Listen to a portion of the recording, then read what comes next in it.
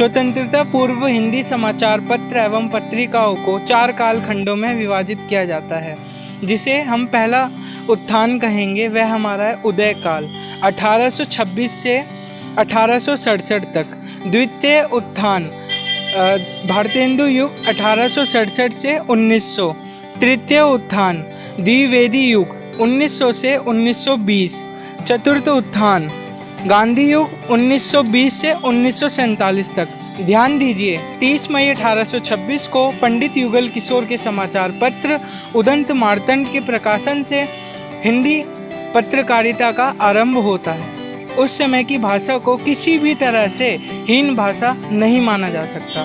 भाषा और विचारों की दृष्टि से यह सुसंपादित समाचार पत्र था। कहीं कहीं व्याकरण संबंधी भूलें हुई हैं तथा भाषा पर बंगला प्रभाव स्पष्ट था। इसके संपादक बहुभाषज्ञ थे। हिंदी के पहले समाचार पत्र उदंत मार्तंड के आश्विनवदी 3 के अंक में उसके संपादक जुगल किशोर शुक्ल ने अशुद्धता शीर्षक एक टिप्पणी लिखकर समाचार दर्पण की भाषा त्रुटि पर तीखा व्यंग्य किया। शासन के 3 साल बाद 1829 में कलकत्ता से ही प्रकाशित बंगदूत पर फारसी का प्रभाव था। उदंत मार्तंड तथा बंगदूत और लिखते थे। बंगदूत 10 मई 1829 को कलकत्ता से प्रकाशित हुआ। इसकी भाषा बंगला, हिंदी, फारसी थी। ध्यान दीजिए, 1800 के दशक में अंग्रेजी शासन था और शासकों की भाषा अंग्रेजी थी। 1854 में बनारस अखबार प्रकाशित हुआ। इसके संपादक राजा शिव प्रसाद सितारे हिंद थे। इसकी भाषा नाम मात्र हिंदी की थी, वास्तव में इसकी भाषा उर्दू थी। 1829 में उदंत मार्तंड 2 वर्ष तक ही प्रकाशित हुआ। इसके बाद सीधा 1846 में मार्तंड का प्रकाशन फिर से हुआ। कलकत्ता के इंडियन प्रेस से 5 भाषाओं में प्रकाशित हुआ था। यह 10 पृष्ठ का पत्र निकला। इसमें 5 कॉलम थे। इसमें 5 भाषा दी गई थी: अंग्रेजी, हिंदी, फारसी, बंगला, उर्दू आदि। 4 लिपियों का यह पत्र प्रकाशित होता था। 1854 में निकले हिंदी के पहले दैनिक समाचार सुधावर्षण तक आते आते हिंदी पत्रकारिता फारसी के प्रभाव से कुछ मुक्त तो हुई, किंतु ब्रज भाषा का प्रभाव तब भी बना हुआ था। समाचार सुधावर्षण भया लिखता था तो इसके संपादक तारामोहन मैत्रेय थे। यह द्विभाषी समाचार पत्र था। इसकी भाषा बंगला और हिंदी थी।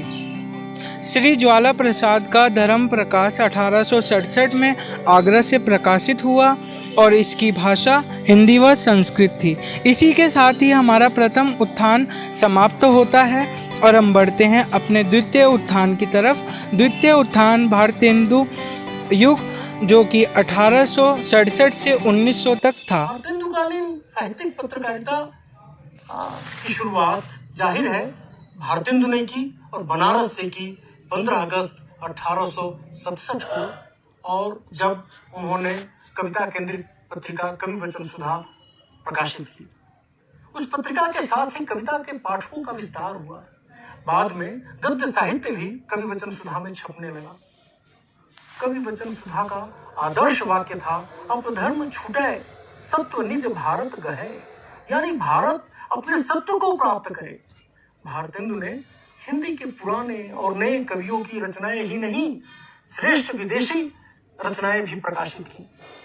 साल से ज्यादा समय तक कवि वचन सुधा निकालने के बाद भारतेंदु ने 15 अक्टूबर 1873 को हरिश्चंद्र मैगजीन का प्रकाशन प्रारंभ किया। उसके केवल 8 अंक ही निकल सके। उसके बाद उसका नाम हरिश्चंद्र चंद्रिका कर दिया गया। 6 वर्षों तक उस पत्रिका ने कविता के अलावा गद्य की विभिन्न विधाओं में रचनाएं प्रकाशित की। लाला श्रीनिवास दास का नाटक सप्ताह संवरण सबसे पहले हरिश्चंद्र चंद्रिका में ही छपा था। भारतेंदु ने नवोदित हरिश्चंद्र चंद्रिका और स्त्रियों की मासिक पत्रिका बाला बोधिनी का भी प्रकाशन किया। भारतेंदु काल के ही लेखक बालकृष्ण भट्ट ने 1877 में हिंदी प्रदीप के संपादक का दायित्व संभाला। हिंदी प्रदीप ने भारतीय ज्ञान परंपरा का प्रसार किया। भारतेंदु ने हिंदी गद्य को परंपरागत ब्रज, संस्कृत, उर्दू, फारसी से मुक्ति दिलाकर व्यवस्थित परिनिष्ठित रूप प्रदान किया। शुक्ल जी के शब्दों में कहें तो हमारी प्यारी हिंदी को देश ने अपनी अभिभूति समझा, जिसको जनता ने उत्कंठा से दौड़ाकर अपनाया। उसका दर्शन इस हरिश्चंद्र पत्रिका में हुआ है। भारतेंदु युग के अन्य पत्रकारों में प्रताप नारायण मिश्र और बालकृष्ण भट्ट प्रमुख नाम थे। श्री मिश्र एवं भट्ट की भाषा भारतेंदु भाषा से अधिक निखार लिए हुए है। अंतर यह है कि मिश्र जी उर्दू, फारसी आदि का प्रचलित प्रयोग अपनाकर शैली को सरल बना देते थे। श्री भारतेंदु हरिश्चंद्र की हरिश्चंद्र मैगजीन 1873 में काशी से प्रकाशित हुई। इसकी भाषा हिंदी थी और 1874 में इसका नाम हरिश्चंद्र चंद्रिका हो गया। पंडित दुर्गा प्रसाद मित्र का पत्र सरसुधा निधि कलकत्ता से 1869 में प्रकाशित हुआ। इसकी भाषा हिंदी थी। महावीर प्रसाद मालवीय की पत्रिका काव्य कलनिधि मिर्जापुर से 1900 में प्रकाशित हुई। इसकी भाषा हिंदी थी और यह हिंदी काव्य इसमें अधिकतर थे। यह मासिक पत्रिका थी। 1878 में भारत मित्र, 1879 में सारसुधा निधि, 1880 में उचित वक्ता का प्रकाशन हुआ। भारत मित्र के संपादक छोटेलाल मिश्र, सारसुधा निधि के संपादक सदानंद मिश्र और उचित वक्ता के संपादक दुर्गा प्रसाद मिश्र ने हिंदी गद्य के उन्नयन के लिए ठोस काम किया। सारसुधा निधि के वर्ष 2 अंक 12 की संपादकीय टिप्पणी में सदानंद मिश्र ने लिखा था, एक विशुद्ध साधु हिंदी भाषा की सर्वत्र एक ही पुस्तक पढ़ाई जाना उचित है, किंतु विशेष दुख का विषय है कि जिस हिंदी भाषा का अधिकार इतना बड़ा है कि भारतवर्ष के प्राय आधे दूर तक परिव्याप्त है, हिंदुस्तान की उन्नति का मूल जब यह ठहरा कि हिंदुस्तान की प्रधान भाषा हिंदी परिशुद्ध होकर सर्वत्र एक ही रूप से प्रचार होए, तब अवश्य गवर्नमेंट की सहायता आवश्यक है, क्योंकि संप्रति भारतवासियों की सर्व प्रकार की शिक्षा एकमात्र गवर्नमेंट के अधीन है। इसी तरह दुर्गा प्रसाद मिश्र ने 12 जनवरी 1895 की उचित वक्ता की संपादकीय टिप्पणी में लिखा था, आजकल हिंदी साहित्य की विचित्र दशा वर्तमान है। इसकी कुछ स्थिरता ही नहीं देख पड़ती। विविध प्रकार के रंग बिरंगे लेख प्रकाशित होते हैं। कोई तो आज संस्कृत शब्दों पर झुक रहे हैं और जो ही किसी ने कह दिया कि आपकी भाषा कठिन है, कुछ सरल कीजिए, कि पलटकर उर्दू की खिचड़ी पकाने लग गए।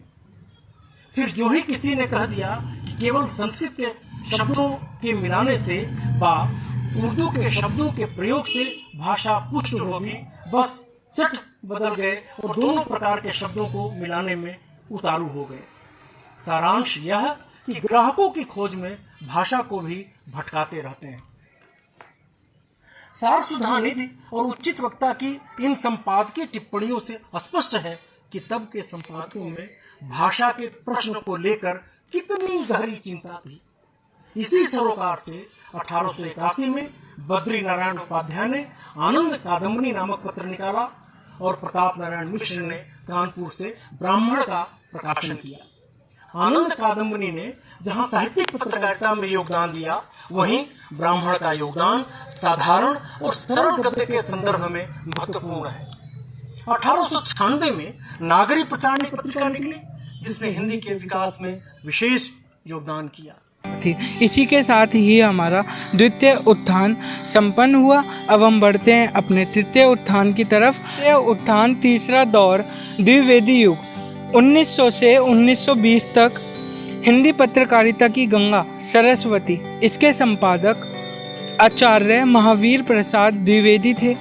कलकत्ता के पत्र भारत मित्र और मतवाला आदि में संस्कृत के भाषा विषयक दृष्टिकोण की खूब शल्य क्रिया हुई है और उत्तर में हिंदी क्षेत्र के पत्रों ने भी अपनी प्रतिक्रिया व्यक्त की है। इसी के साथ ही हम एक उदाहरण की ओर आगे बढ़ते हैं। अब हम हिंदी साहित्य के उन्नयन में सरस्वती के अवदान की चर्चा करेंगे। सन 1900 में इलाहाबाद के इंडियन प्रेस से सरस्वती निकली। आरंभ में उसका संपादन एक समिति को सौंपा गया था, जिसमें बाबू श्याम सुंदर दास, बाबू राधा कृष्ण दास, बाबू कार्तिक प्रसाद, बाबू जगन्नाथ दास और किशोरी लाल गोस्वामी शामिल थे। प्रवेशांक के मुख्य पृष्ठ पर 5 चित्र प्रकाशित हुए थे। सबसे ऊपर वीणावादिनी सरस्वती का चित्र था। ऊपर बाईं ओर सूरदास और दाईं ओर तुलसीदास तथा नीचे बाईं ओर राजा शिव प्रसाद सितारे हिंद और बाबू हरिश्चंद्र के चित्र छपे थे। 1 साल बीतते न बीतते यह स्पष्ट हो गया कि यह व्यवस्था ठीक नहीं है। अतः जनवरी 1901 से बाबू श्याम सुंदर दास ने संपादक का दायित्व संभाला। 1902 के आखिर में उन्होंने संपादन करने में असमर्थता जताई और एक नए संपादक के रूप में महावीर प्रसाद द्विवेदी का नाम सुझाया। पत्रिका के स्वामी चिंतामणि घोष द्विवेदी जी के महत्व से परिचित थे। द्विवेदी जी 1903 के जनवरी महीने में सरस्वती के संपादक बने। उन्होंने सरस्वती को ज्ञान के सभी अनुशासनों का खुला मंच बना डाला और यह भी सुनिश्चित किया कि प्रकाशन के पहले हर रचना की भाषा व्याकरण की दृष्टि से ठीक हो। द्विवेदी जी ने भरसक चेष्टा की कि मानक वर्तनी का उपयोग किया जाए। भाषा परिष्कार द्विवेदी जी की पहली प्राथमिकता थी। उन्होंने सरस्वती के नवंबर 1905 के अंक में भाषा और व्याकरण शीर्षक से अपनी भाषा नीति स्पष्ट की और भारतेंदु हरिश्चंद्र, राजा शिव प्रसाद, गदाधर सिंह, काशीनाथ खत्री, मधुसूदन गोस्वामी और पंडित बालकृष्ण भट्ट आदि की भाषा की गलतियों पर टिप्पणी की। हिंदी प्रदीप के संपादक बालकृष्ण भट्ट के जिस अवतरण को महावीर प्रसाद द्विवेदी ने उद्धृत किया है वह है, जब तुम कुछ कर ही नहीं सकते तब मूड़ मारकर घर क्यों नहीं बैठे रहते। इस पर द्विवेदी जी टिप्पणी करते हैं, विचार्य शब्दों के प्रयोग में विधि निषेध का कुछ भी बंधन नहीं देख पड़ता। यहाँ तक कि जो के आगे कोई तब का भी प्रयोग करते हैं। भाषा की यह अनिस्थिरता बहुत ही हानिकारिणी है। द्विवेदी जी के इस अनिस्थिरता शब्द को लेकर लंबा विवाद चला। भारत मित्र के संपादक बाल मुकुंद गुप्त ने आत्माराम के नाम से 10 लेख लिखकर द्विवेदी जी की तीखी आलोचना की।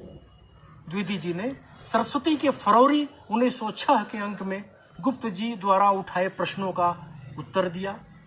द्विवेदी जी के उत्तर के बाद भी गुप्त जी संतुष्ट नहीं हुए। उन्होंने व्याकरण विचार और हिंदी में आलोचना शीर्षक लेख लिखकर द्विवेदी जी की फिर आलोचना की। तब गोविंद नारायण मिश्र सामने आए। उन्होंने हिंदी बंगवासी में आत्माराम की टेटे शीर्षक से लेख लिखकर गुप्त जी की आलोचना की। 1.5 साल तक चले उस ऐतिहासिक विवाद ने व्याकरण सम्मत भाषा और वर्तनी के प्रति साहित्यकारों को सजग बनाया। चतुर्थ उत्थान सन 1920 से 1947 तक हिंदी पत्रकारिता ने भाषा शैली की दृष्टि से नए शिखरों का स्पर्श किया। गांधी युग आते आते हिंदी पत्रों की भाषा मंझ गई। तत्सम बहुलता का स्थान तद्भव और बोलचाल की सहज शब्दावली ने ले लिया। वाक्य विन्यास अधिक सुगठित हो गए। व्यंग्यात्मक, चित्रात्मक, समास और धारा प्रवाह आदि अनेक शैलियाँ इस युग की पत्रकारिता में विकसित हुई। विराम चिन्ह और परामर्श की समान रूपता का मानवीकरण हुआ। हिंदुस्तानी आंदोलन और लिपि सुधार संबंधी अनेक रचनाओं और प्रयासों के फलस्वरूप वर्तनी की रूप तो स्थिर हुआ ही, अभिव्यंजन पद्धति में भी इसका समावेश हुआ।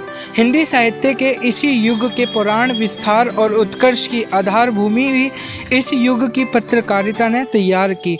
आधुनिक आलोचक शैलियाँ, कथा साहित्य की अनेक विधाएं, स्मरण, जीवन यात्रा वृत्ता, रिपोर्ट तर्ज आदि विधाओं के हिंदी पत्रकारिता विशेष सहायक हुई। इसी के साथ ही हमारे चारों कालखंड संपूर्ण होते हैं। स्वतंत्रता पूर्व हिंदी पत्रकारिता का स्वरूप अधिकतर हिंदी को मान्यता दी गई।